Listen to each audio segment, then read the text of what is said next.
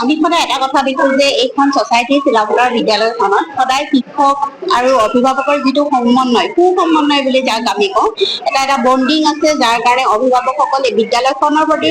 যিটো আস্থা যে এই ল'ৰা ছোৱালীখিনি ভৱিষ্যতে তেওঁলোকে সুনাগৰিক হিচাপে গঢ় দিব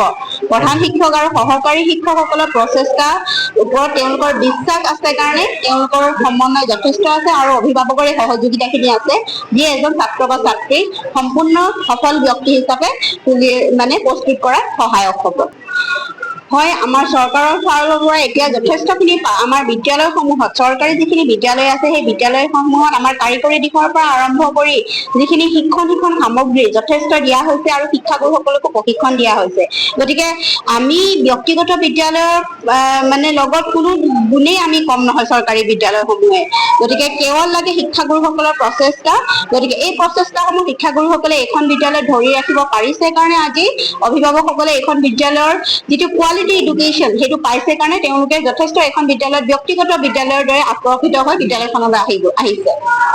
প্ৰধান শিক্ষক মৃত্যুলা শৰ্মা ছাৰ তেওঁ খুবেই ডিচিপ্লিন আৰু খুব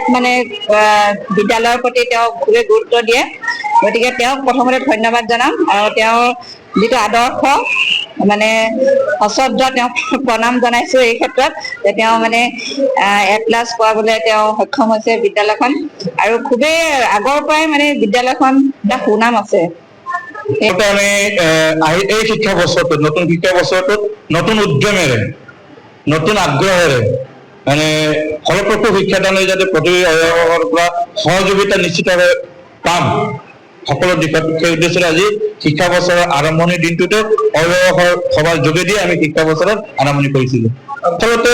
ইয়াত সকলো কামে শিক্ষকৰ ওপৰতে ডিপেণ্ড কৰে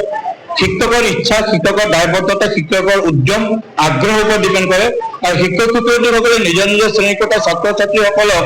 OMR প্ৰেক্টিছ কৰাৰ পৰা আৰম্ভ কৰি তেওঁলোকৰ যিখিনি পাঠ্যপুথি কেন্দ্ৰিক জ্ঞান সেইখিনি সম্পূৰ্ণকৈ প্ৰদান কৰিবলৈ সক্ষম হোৱাৰ বাবে আমি A+ পাবলৈ সক্ষম হ'লো তেওঁলোকৰ আচৰণ পঠন ব্যৱহাৰ এই গোটেইখিনি কথা তেওঁলোকৰ মাজত আহি যায় তেওঁলোকে যিখিনি জানিবলগীয়া এটা নিৰ্দিষ্ট বয়সত ধৰক প্ৰথম শ্ৰেণীৰ ছাত্ৰ ছাত্ৰীয়ে যিখিনি কথা জানিব লাগে দ্বিতীয় শ্ৰেণীৰ প্ৰতিটো স্তৰত এটা মিনিমাম লেভেল অফ লাৰ্ণিং থাকে সেইখিনি কথাটোকে আমি গুণগত শিক্ষা বুলি ধৰি লওঁ এতিয়া নামভৰ্তিৰ সময় আপোনাৰ বিদ্যালয়ত কিমান ছাত্ৰই নামভৰ্তি কৰিব আৰু অভিভাৱকৰ পৰা আমি কেনেকৈ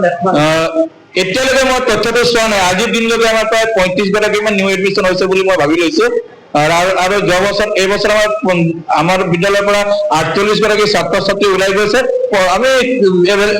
পৰ্যাপ্ত পৰিমাণে ছাত্ৰ ছাত্ৰী পাম যিকোনো খবৰৰ বাবে যোগাযোগ কৰক 7099017330 লগতে 7099017110 নম্বৰত